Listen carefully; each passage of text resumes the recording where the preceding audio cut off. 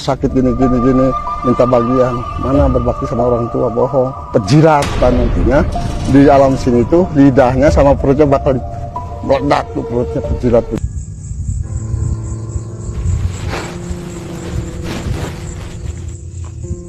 Assalamualaikum Ki Jamrong. Sobat, kelihatannya Ki Jamrong sudah kembali dari mediasi ini. Nampak Ki Jamrong sedang sedih ya, sehingga meneteskan air mata. Saya belum bisa menanyakan apa-apa ke Ki Jamrong. Mungkin beliau sudah berinteraksi dengan penghuni yang di sini. Jadi sobat, penelusuran ini bukan penelusuran yang seperti biasa Anda lihat di YouTube. Ki Jamrong benar-benar melakukan interaksi atau meminta izin kepada penjaga di dunia gaib mengenai azab kubur. Kita tunggu saja, Ki Jamrong mungkin sebentar lagi bisa berinteraksi atau berbicara dengan kita semua. Assalamualaikum Ki. Waalaikumsalam. Sudah bisa berbicara Ki? Tadi Ki Jamrong sedang melakukan apa Ki di TPU ini? Saya ini masuk ke alam sana atas izin petugas. Ya kalau kita sebut namanya atau apa-apa saya takut salah. Masalahnya nggak nyebutin dia malaikat atau apa saya tahu. Saya udah diizinin. Yang di sini udah saya lihat di sini. Emang ada yang namanya siksa kubur itu ada. Di antaranya di sini tuh ada yang bagus, ada yang jelek, ada yang siksaannya berat atau ringan, ada banyak. Ada yang seperti lidahnya dipotong-potong, nyambung lagi, terus ada yang minum seperti warnanya tuh warna merah, diminum teriak. Terus ada lagi yang saya lihat di sini, dia itu orang selalu tangannya dipotong, nyambung. Itu membuat Aki tadi sedih karena melihat kejadian itu ya Ki? Kelihatan saya itu sangat mengerikan, menakutkan. Ada lagi yang perempuan, walau alam itu orang waktu hidupnya gimana. Jadi itu alat kelaminnya itu ada yang keluar masuk. Ya kelihatannya sih seperti benda habis dibakar ya, seperti bara itu ada. Jadi yang lihat saya di sini itu yang nggak ada siksaan atau itu jarang. Sekian persen, ada yang duduk, ada yang santai, ada bengong. Tapi yang ngobrol sih enggak, ngobrol sih ya. Jadi ngerubung, riuh, tapi enggak ngobrol. Banyak yang nangis. Jadi malah ada ya, dia minta tolong sama saya, dia pengen hidup lagi, pengen tobat, pengen isap, pengen jadi orang bener, ada satu. Yang saya lihat di sini banyak yang orang-orang kena semacam siksa kubur lah. Jadi yang nyiksa itu bukan siapa itu hanya amal perbuatannya. Ya seperti tukang minum, yang diminum di alam dunianya itu arak atau apa. Yang di sini bukannya arak, itu seperti air mendidih, tapi warnanya sama kayak begitu. Ada yang merah, ada yang semu-semu merah tua. Saya kurang tahu minum gitu, saya kurang tahu. Itu selalu kalau diminum tuh dia langsung teriak terus. Dia ngomong panas tapi selalu diminum. Ada yang saya kelihatan dari begini ke bawah, wujud manusia, ke atasnya seperti binatang. Ada itu yang dipanggulnya itu sama orang itu ya kelihatan nomor satu itu peti. Ya mungkin waktu tadinya dia itu pesugihan mungkin karena harta itu. Jadi dia dibebani sama harta. Itu badannya tuh semua tuh dikeroyok, banyak ular di badannya tuh. Jadi dililit sama ular yang satu. Yang satunya itu monyet saya sebangsa kera gitu ya, ke bawahnya manusia, ke atasnya kera. Itu sama manggul-manggul peti begitu, manggul-manggul peti. Jadi itu tergantung amal perbuatan kita waktu di alam kasar ini. Malah saya ketemu sama yang penghuni di sini di luar alam kubur seperti macan, ada 2 di sini. Agak respon, cuma ngeliatin aja. Ngobrol sama saya, dia nanya apa maksudnya ke sini kok begitu-gitu. Saya tanya, enggak, ini saya maksudnya ke sini untuk membangun keimanan manusia-manusia yang masih ada di alam tanah ini supaya jangan sampai terlibat masalah minum, mabok, judi, dan main perempuan segala macam. Itu maksud tujuannya ke sini gitu. Tadi yang 2 itu sebangsa Maung itu dia mau malumin. Kenapa nggak dari dulu kok orang begini datang ke sini? Terus saya barusan lihat ada yang datang pakai jubah putih. Waalaikumsalam. Dia menyarankan kalau bisa kalau bisa itu kita jangan mengikuti arah-arah yang tidak benar seperti mengantar hawa nafsu ke duniawian, ke perempuan atau segala macam. Haruslah kita jangan terlalu diumbar, ya, harus dicegah, harus ada batasnya. Ini yang saya ceritain ini yang ringan-ringannya, bukannya yang berat ya seperti begini, begitu itu kelihatannya terlalu sadis, terlalu kejam gitu ya. Kita yang diceritain itu hanya yang ringan-ringan. Lebih dari itu juga ada banyak, seperti badannya dicincang, nyambung, cincang nyambung, perutnya besar, pecah, meledak, nyambung lagi itu memang banyak yang saya kelihatan. Tapi yang anehnya ngaku-ngaku orang Islam, anehnya kenapa yang sholat bisa dihitung, yang lagi ngaji bisa dihitung. Terus sekarang dari sana juga ada yang datang jubahnya jubah hitam. Kebanyakan yang siksanya sangat dasar itu kebanyakan itu perempuan. Kalau laki-laki sih cuma dipotong kelamin, cacat, perutnya pecah, minum, lidahnya diputus-putus begitu yang kelihatan. Tapi yang perempuan itu yang lebih kasihan lagi. Ada yang tusuk-tusuk pakai apa tuh besar, tusuk teriak-teriak. Jadi yang tusuk itu bukannya sama orang atau sama apa. Jadi benda tersebut tuh gerak sendiri. Semua benda-benda yang kita katakan menyiksa gitu ya, itu semuanya itu gerak sendiri, gak ada yang mengendalikan. Jadi sebenarnya saya juga udah nggak mampu melihatnya, udah kasihan. Saya udah nggak kuat, saya udah pengen nangis demi membangun iman dan keimanan yang dengar di sini, yang dengar tobatlah, sadarlah. Ya saya lihat itu begitu di sini banyak orang berkepala dua, lidahnya menjulur kayak ular itu ada. Mungkin dia waktu hidupnya suka mempermainkan lidah, ngadu domba. Pejabat di sini ya bukan pejabat tinggi, pejabat biasa ada. Perutnya besar pecah, ngincar terus. Jadi seolah-olah mungkin itu ya, mungkin dia mau nyari untuk buat dicolok atau gimana, saya nggak tahu. Jadi dia tangannya tuh begini, selalu tangannya tuh begitu terus. Jadi dia tadi gitu terus, tumpuk, cebrot, ada pukulan, teriak, perutnya meledak, pecah, rata lagi, itu selalu tuh ada.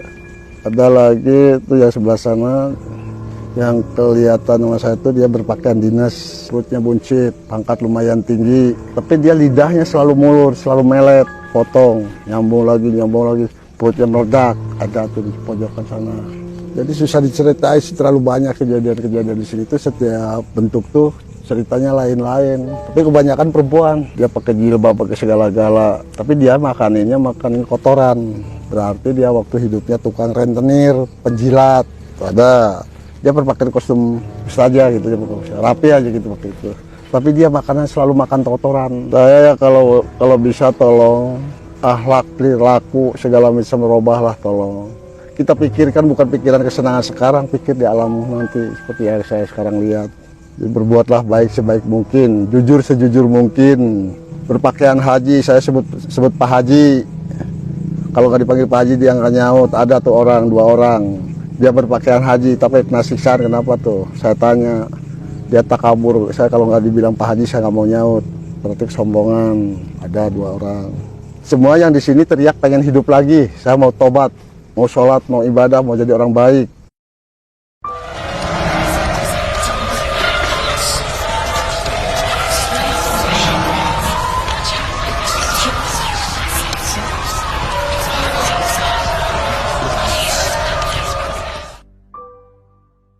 Niat kita ibadah jangan pamrih, kita lari ke masjid, supaya saya sebut orang ahli masjid. Tolonglah perbaiki iman dan keimanannya, jangan takabur dengan posisi keadaan masalah materi. Ingatlah, kalau saya ceritain ini saya udah gak kuat, terus terang aja, saya udah gak kuat. Jadi yang saya lihat itu semuanya itu sakit, menyakitkan, menyedihkan, penderitaan. Saya belum lihat ke belakang, saya di sini aja udah gak kuat. Ki, boleh tanya sedikit Ki? Jadi Ki, kalau mereka ini yang sedang disiksa kubur ini, kalau ada doa dari keluarganya atau dari seperti yang kita tahu dari anak soleh, kalau yang bisa menentukan meringankan beban yang penderitaan di alam keabadian, nomor 1 dia berdoanya benar-benar berdoa, benar-benar dianya ikhlas, benar-benar dianya soleh, benar-benar dianya suci batinnya, bukan suci jiwa badannya, bukan. Jadi tergantung orang peniatan dari rumah ini. Saya mau mendoakan almarhum si Asibesi. Sebenarnya mendoakan nggak usah datang ke sini, di rumah aja nyampe. Boro-boro di daerah Bandung, biarpun kemana dari rumah aja bisa. Makanya saya juga kadang-kadang berpikir ya, waktu hidup disia-siakan, tapi udah meninggal pada didatangi, pada ditangisi. Terus saya nggak ngerti tuh. Jadi waktu beliau tuh ya almarhum, dia waktu sakit, waktu hidupnya tuh sakit, menderita, udah buang kotoran di sana, di sini nggak bisa kemana-mana. Itu sama anak-anak itu disia-siakan. Jadi selalu sekian persen lah mengurusnya orang tuanya tuh. Tapi kenapa udah meninggal dia pada datang, pada nangis, pada minta maaf, pada mendoakan. Kalau benar-benar dia mau berbakti sama orang tua waktu masih ada hidup, waktu lagi sakit. Itu di situ kurang ngerti saya juga. Aneh tapi nyata. Lari ke sini mendoakan, baca Quran, baca Yasinan. Itu benar bagus. Tapi berpikir waktu tadi beliau sakit gimana? Katanya mau berbakti sama orang tua. Udah meninggal, udah dianterin ke alam istirahatan, baru ditangisin, dianterin segala macam, di rumahnya ditahlil, didoa. Tapi waktu tadi sakit kenapa diantep? Mana pertanggungjawaban nanti di akhirat? Itu berat bebannya. Banyak yang teriak-teriak saya punya anak tega, harta saya dihabisin semua, bagi waris sampai saya nggak ngerti itu masalah itu. Waktu saya sakit, kata dia, waktu saya sakit gak bisa bangun, anak saya gak ada yang datang. Pas saya meninggal, kata dia, saya tanahnya di atas perut saya itu belum kering, kuburan saya itu belum kering, udah ribut warisan. Sekarang saya ditampil begini. Apa benar begitu? Saya mau tanya sama orang-orang yang ngerti masalah agama tuh. Benar nggak caranya begitu? Tolong jelasin yang sejelas-jelasnya supaya yang masih anak-anak muda itu bertanggung jawab kepada orang tuanya. Jangan sayang waktu jag masih gagah, masih ganteng, masih kuat. Tapi kalau keadaannya lagi begitu, seperti udah sakit atau itu, mana tanggung jawab? Yang tanggung jawabnya siapa? Pembantu. Mana berbaktinya seorang anak pada orang tua? Itu bohong semuanya. Karena harta udah meninggal. Warisan saya segini, saya segini. Formalitas saya bawa ke rumah sakit gini. Minta bagian. Mana berbakti sama orang tua? Bohong. Pejiratan nantinya. Di alam sini tuh lidahnya sama perutnya bakal meledak tuh perutnya, pejirat begitu. Si orang ini tuh, jadi dia punya pikiran bahwa saya ini, kata dia, saya ini waktu hidupnya disia-siakan sama anaknya. Tapi kalau udah ke sini, dia hartanya pakai rebutan warisannya tuh. Jadi yang ada di sini gak tenang. Masalahnya di sini gak senang karena teguran dari Allah itu dikarenakan nggak bisa mendidik keluarga, kurang didikan agama. Emang haknya dia pinter baca Quran itu memang pinter, doain bacanya ini dia ngerti, tapi nggak tahu isi maksud tujuannya. Yang kena tuh orang tua. Kalau bener sayang sama orang tua, benerlah berbakti. Waktu hidup udah meninggal cukup sama air dianterin, didatangin, kasih air, kembang apa, itu kebakalan bener. Doain di rumah. Kalau kangen datang peristirahatan, gak masalah, gak apa-apa. Jaroh, mengingat. Ini makanya yang di sini almarhum di sini dibentuk begini itu maksudnya apa? Ini tanda jasa bahwa kita ini punya orang tua. Jadi nggak diratain ya. Sengaja ini turunan ini. Jadi anak cucunya tuh tahu bahwa saya ini punya keluarga. Maksudnya begitu. Jadi bukan ini untuk digini-gini, bukan. Ini hanya sebagai tanda pengingat maksudnya sih. Jadi kebanyakan salah guna. Astagfirullahaladzim. Udah.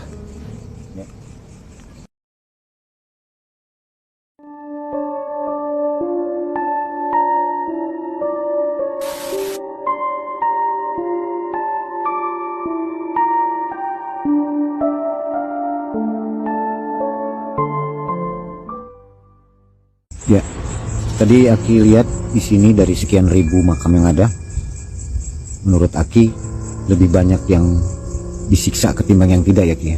Yang paling banyak itu yang menderita. Ya dibilang disiksa ya karena itu yang menderita. Yang hidupnya di sini itu yang senang, yang tenang, yang damai itu hanya bisa dihitung. Dari sekian ribu ini? Iya, bisa dihitung. Kalau kita mau ngitung di bawah target lah, nggak nyampe sampai sekian kalau nyampe. Kalau pesan untuk para pemimpin dan pasangan suami istri mungkin Ki bisa disampaikan Ki? Seperti pasangan suami istri ya, kita harus saling menghargai, harus saling menghormati. Jadi saling mengantar sesuatu keinginan yang masuk logika. Jangan si istri, saya ini punya suami pejabat, pasti mampu tanda tangannya miliaran. Si istri itu nuntut, ya saya pengen beli mobil ini itu segala macam, buat shopping buat apa. Si suami itu dia bingung, stres, ini gimana pastinya saya ini selalu menuntut begini-begini, gaji cuma segitu ya. Dia pasti larinya kemana? Korupsi. Udah korupsi, banyak pakai macam-macam sama orang lain. dikasih sama istrinya hasil korupsi. Itu berarti orang itu udah mengasih, kalau diibaratkan seperti kotoran-kotoran yang dia ambil dikasih ke keluarganya. Makanya kalau keturunan orang turunan korupsi itu nggak ada yang bener, semua pada gila, poya-poya, ganja, mabok segala macam. Itu semuanya begitu. Kalau kita ngasih rezeki ke keluarga, usahakan yang diberkahi Allah, yang halal sama barokah.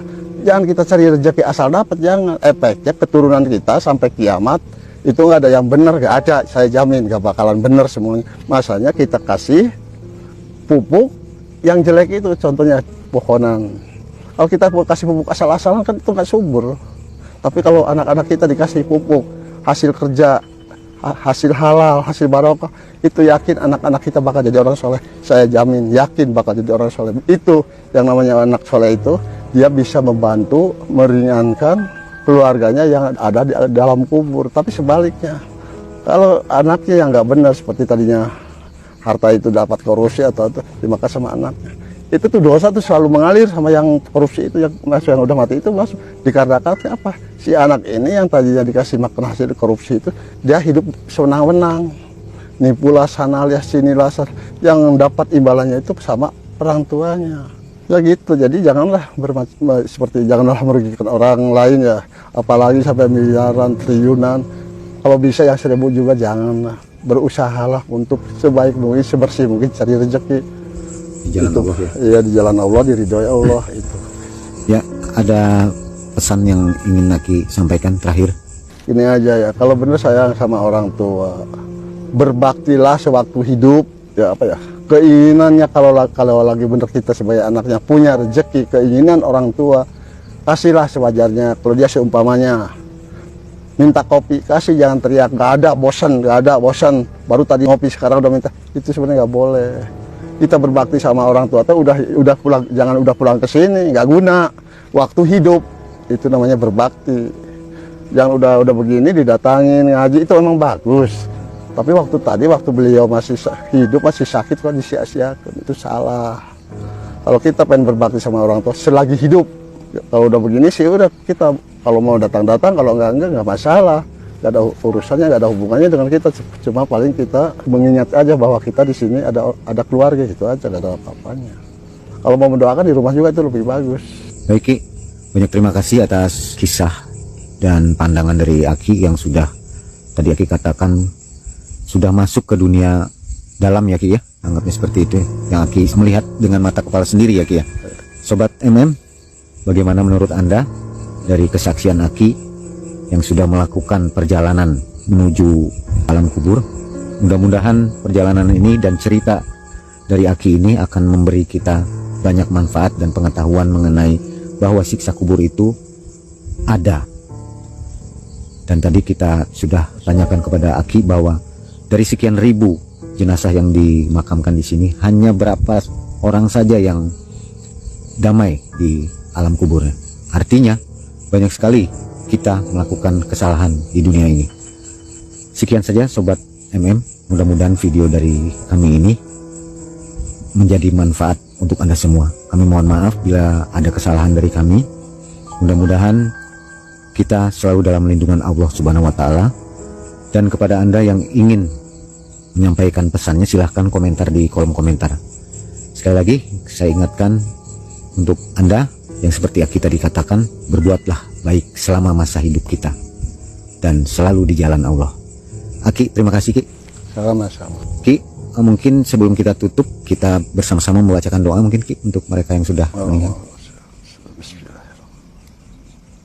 Ya ahli kubur, Bani Adam, Bani Hawa.